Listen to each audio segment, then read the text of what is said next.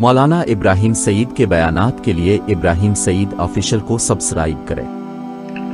اعوذ باللہ من الشیطان الرجیم، بسم اللہ الرحمن الرحیم۔ سب سے پہلے آپ تمام ساتھیوں کو السلام علیکم ورحمۃ اللہ وبرکاتہ۔ جیسے کہ آپ بھائیوں کے سامنے، دوستوں کے سامنے شان ابو بکر صدیق رضی اللہ تعالیٰ عنہ اور فضیلت ابو بکر صدیق رضی اللہ تعالیٰ عنہ پر گفتگو کا ایک سلسلہ جاری ہے۔ تو یاد رکھیے کہ جب آپ صلی اللہ علیہ وسلم بیمار ہوئے، اور یقیناً آپ صلی اللہ علیہ وسلم کا بیمار ہونا اس بات کی واضح دلیل ہے کہ آپ بشر ہیں، اور دوسری بات کہ آپ صلی اللہ علیہ وسلم جب بیمار ہوئے تو یہ بھی اس بات کی واضح دلیل ہے کہ آپ صلی اللہ علیہ وسلم اللہ کے بندے اور رسول ہیں، معبود نہیں۔ بہرحال یہ الگ گفتگو ہے۔ جمعرات کے دن بوقت عشاء آپ صلی اللہ علیہ وسلم مسجد میں جماعت کرانے کے لیے تشریف نہ لا سکے۔ کیوں؟ اس لیے کہ جو مرض تھا اس کی شدت، اور یقیناً آپ صلی اللہ علیہ وسلم نے وضو فرما کر مسجد میں آنے کی تیاری فرمائی، لیکن بار بار طبیعت مبارک بگڑ جاتی، اور جب بھی طبیعت میں کچھ افاقہ وغیرہ ہو جاتا تو سب سے پہلا سوال آپ صلی اللہ علیہ وسلم کا امی عائشہ سے یہی ہوتا کہ کیا لوگوں نے نماز پڑھی؟ امی عائشہ رضی اللہ تعالیٰ عنہا فرماتی کہ لا یا رسول اللہ، نہیں، وہ آپ کے انتظار میں۔ آپ صلی اللہ علیہ وسلم نے اسی موقع پر فرمایا کہ مرو ابا بکر، ابو بکر سے کہو کہ لوگوں کو نماز پڑھائیں۔ اور یقیناً اس سے بھی آپ اندازہ لگانا کہ آپ صلی اللہ علیہ وسلم کا یہ فرمانا اشارہ کس بات کی طرف۔ اب جیسے ہی آپ صلی اللہ علیہ وسلم نے یہ فرمایا کہ ابو بکر سے کہو کہ لوگوں کو نماز پڑھائیں، امی عائشہ رضی اللہ تعالیٰ عنہ عرض کرنے لگے کہ یا رسول اللہ، میرے ابا جو ہیں وہ بہت ہی رقیق القلب ہے، یعنی نرم مزاج کے، وہ رقت قلب کی وجہ سے نماز نہ پڑھا سکیں گے۔ آپ ایسا کریں، حضرت عمر فاروق رضی اللہ تعالیٰ عنہ کو حکم کریں۔ آپ صلی اللہ علیہ وسلم نے جب امی عائشہ رضی اللہ تعالیٰ عنہ کا یہ جملہ سنا تو آپ صلی اللہ علیہ وسلم نے امی عائشہ رضی اللہ تعالیٰ عنہ کا یہ جملہ بڑی سختی کے ساتھ فرمایا، کہا کہ اس معاملے میں عورتوں کی نہیں چلے گی، اور بار بار آپ صلی اللہ علیہ وسلم یہ فرماتے ہیں کہ مرو ابا بکر، ابو بکر سے کہو، ابو بکر سے کہو، ابو بکر سے کہو کہ لوگوں کو نماز پڑھائیں۔ آپ خود اندازہ لگائیں، حالانکہ اس موقع پر تمام صحابہ موجود ہیں، لیکن آپ صلی اللہ علیہ وسلم کا یہ فرمانا کہ ابو بکر سے کہو، اشارہ نہیں تو کیا۔ اسی طرح ایک مرتبہ حضرت ابو بکر صدیق رضی اللہ تعالیٰ عنہ صبح کی نماز، یعنی فجر کی نماز، ذرا ان کو تاخیر ہو کیونکہ بشر۔ اب دیگر صحابہ کرام نے حضرت عمر فاروق رضی اللہ تعالیٰ عنہ کو امامت کے لیے عاجز کر دیا۔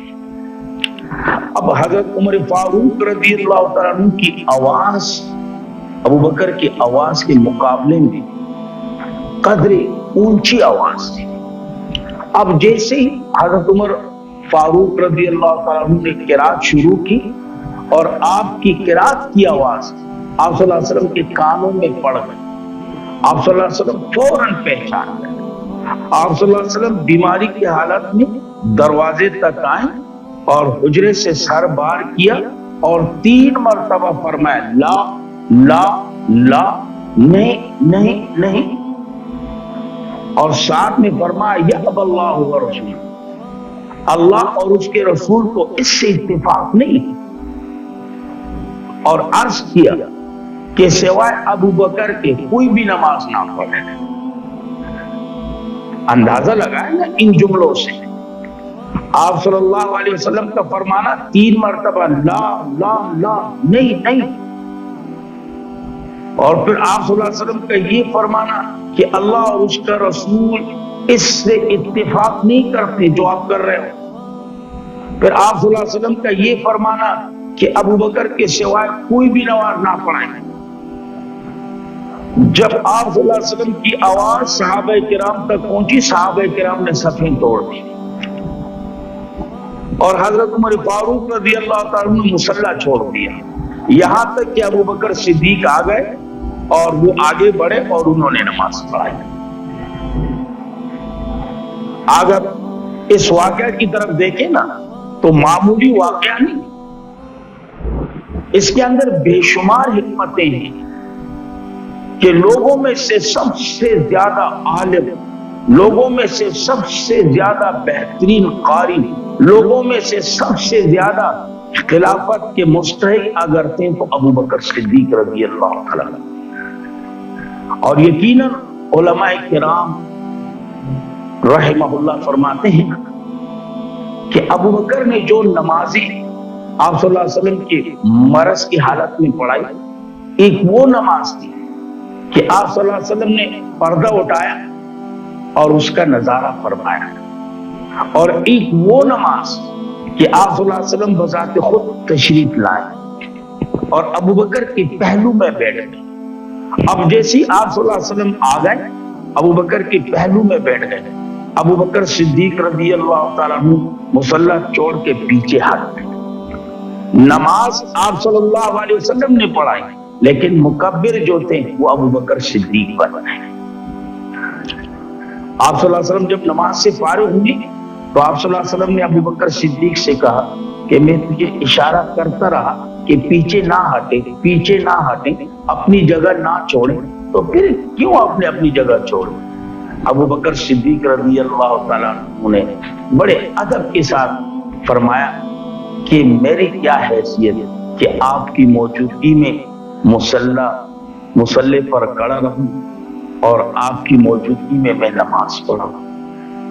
ایک تو یہ نماز اور ایک وہ نماز تھی کہ جس میں آپ صلی اللہ علیہ وسلم بذات خود شریک ہوئے اور ابو بکر کی ابتدا میں نماز پڑھی، اور یقیناً امی عائشہ رضی اللہ تعالیٰ عنہ کی روایت میں موجود ہے، اسی طرح انس بن مالک رضی اللہ تعالیٰ عنہ کی روایت میں موجود ہے کہ آپ صلی اللہ علیہ وسلم نے جب بیماری شدت اختیار کر گئی اور یقیناً آخری جو ایام تھے ان میں آپ صلی اللہ علیہ وسلم نے حضرت ابوبکر صدیق رضی اللہ تعالیٰ عنہ کے پیچھے نماز پڑھی، تو یقیناً ان تمام واقعات کو سامنے رکھے از خود آپ کو اندازہ ہو جائے گا کہ یقیناً آپ صلی اللہ علیہ وسلم کے بعد جو خلافت کا مستحق تھا وہ ابوبکر صدیق ہی تھا۔